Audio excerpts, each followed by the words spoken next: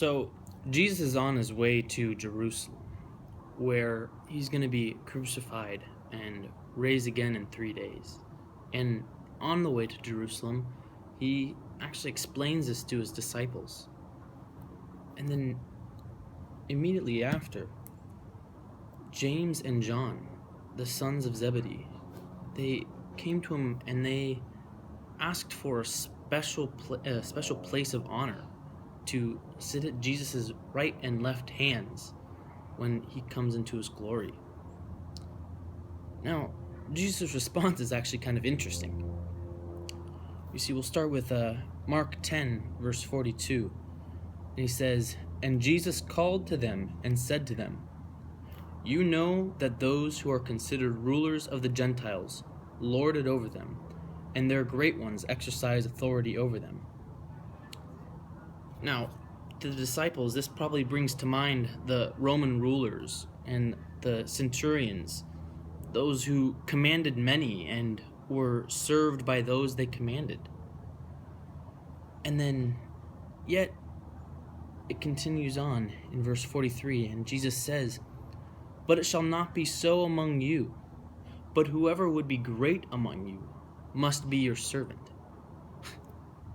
That flipped the whole thing on its head. Why would somebody great be a servant? It wouldn't make sense. And yet even further, in verse 44, "And whoever would be first among you must be slave of all." To be a slave is to be the lowest you could possibly be. And yet, that verse, "whoever would be first among you," it kind of sounds a little bit familiar. And in fact, just a short little while ago, in verse 31, Jesus had said to them, "But many who are first will be last, and the last first." Now, Jesus had just told them about this concept, about the concept of being great to servant, and yet they didn't get it.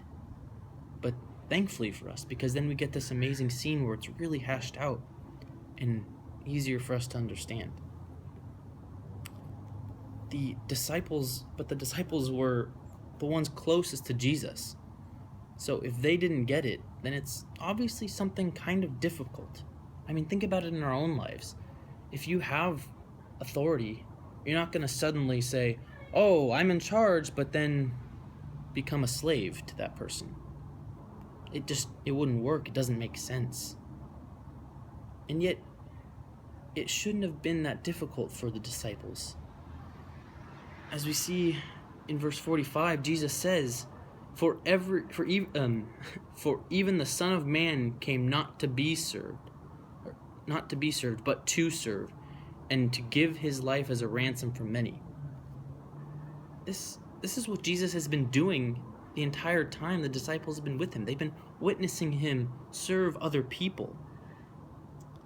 And yet, they didn't get it.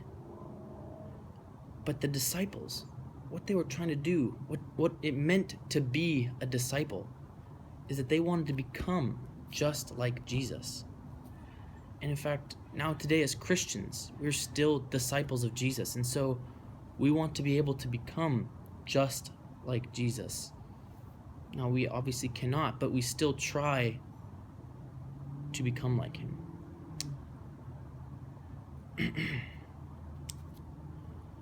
And this concept of becoming a servant, it was so important, in fact, that in verse 45, Jesus connected the idea of being a servant directly to himself and to his main purpose of being here, to give his life as a ransom for many.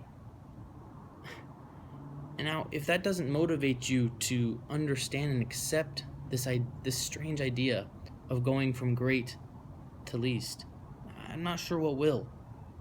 But let me make something clear real quick. Jesus is not necessarily condemning authority, but rather its misuse among believers. That's those of you who are managers or CEOs or those who have power in government, even heads of houses. You don't have authority to lord over those beneath you, but to serve them.